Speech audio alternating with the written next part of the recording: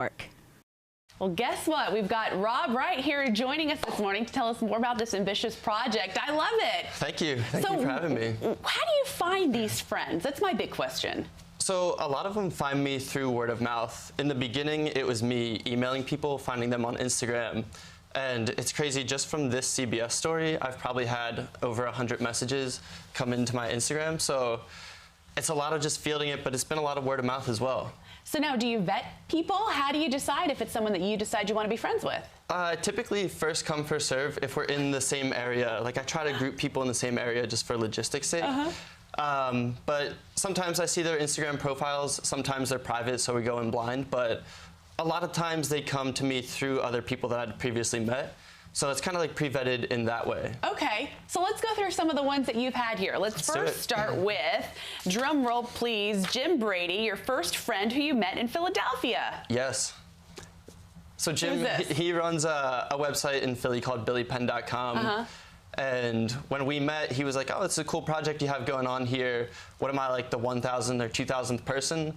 And I was like, no, Jim, you're number one. You're literally the start of the project. So we just talked about like how he road tripped across the country with his dog, a few different things, and my writing style was much different back then, so it would just like, here's Jim, here's what we talked about. Right. Yeah. Bullet point, bullet point. And how has it now progressed for you? Like, for example, the next one up is number 2,902. You actually met Eileen at the Brooklyn Bridge, so how does that style change? That was great. So she recommended doing an activity for our hour together, and that was the first time that I've been able to go across the Brooklyn Bridge. And it's funny, she heard about me through this guy named Justin, and I'm actually meeting Justin today at 12:30 to play ping pong together. You keep in touch with all these friends? Here and there, I'm always like pretty passive about it. There's people who I've met and I haven't seen since then. There's people who I've met who've become really good friends. Like this one girl, Karen, she now lives a block away from my brother and his wife here in Midtown. And they see each other all the time and I see her all the time. That's so great. Let's move on now to 2,823. This is Miriam, and you met at the Hudson Yards. Yeah, so she took me up into the vessel, which was great. I was like, I'm not afraid of heights, but when we got up there, I was actually pretty nervous. But she's in med school now. She's finishing up her residency, so she wants to become a surgeon. Unbelievable. Is this the one that lives now by your brother? No, Different one. Another one in New York. Karen and I met back in Philly, actually, probably like a year and a half to 2 years ago. Okay, unreal. So Tyson McDowell is another one, 1,891. Yeah, so he was introduced to me through my cousin Jill. I met him in San Diego, and when we met, he said, hey, I'd love to meet. Do you want to go up in a modern or historical aircraft? And I said, yeah, of course. And I didn't know until I got there that he had built the aircraft himself. So that was a little anxiety-inducing. Sure.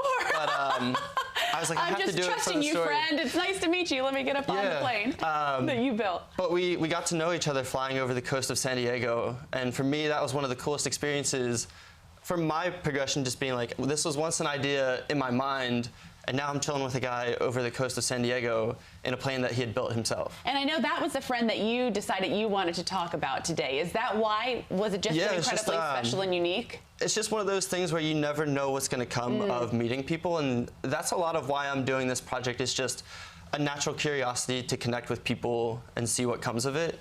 And I think that was a really unique experience that no one would think about at the start of this project, but then you're actually in it, and it's a really enjoyable time, and we get to talk about it. Yeah, and now that you are in it, what do you hope is going to be the final outcome here? So for me, it's a lot about the journey as opposed to the destination, but I think there are a lot of ripple effects. So really, from this CBS story, I received a message today from a woman who said, I just watched the story with my 6-year-old son, and he pointed to the TV and said, Mom, I want to do that too. And I thought that's an awesome way, with technology being so prevalent these days, if I can have a ripple effect of creating more human connection, that would be awesome. So for me, I think the project's going to take 10 more years. And at the end of that time, I'd love to be settled down in Philly with a wife and kids and teach human connection at a university in the area. So now, are you thinking of this as almost like a thesis project for you? Because are you getting paid? How are you sustaining yourself? So I have partnerships with different types of brands. So since the summer alone, I did a partnership with the Center City District of Philadelphia. I did a partnership with Penn Medicine to highlight some of their surgeons. And I'm currently in a partnership with WeWork where I'm meeting people at their locations 1 day out of every week. So I think it's going to be continuing to do partnerships with brands that align with my values. Okay. And then also starting to speak about the project, sharing the lessons that I've learned with different people at corporations or universities who could benefit from human connection.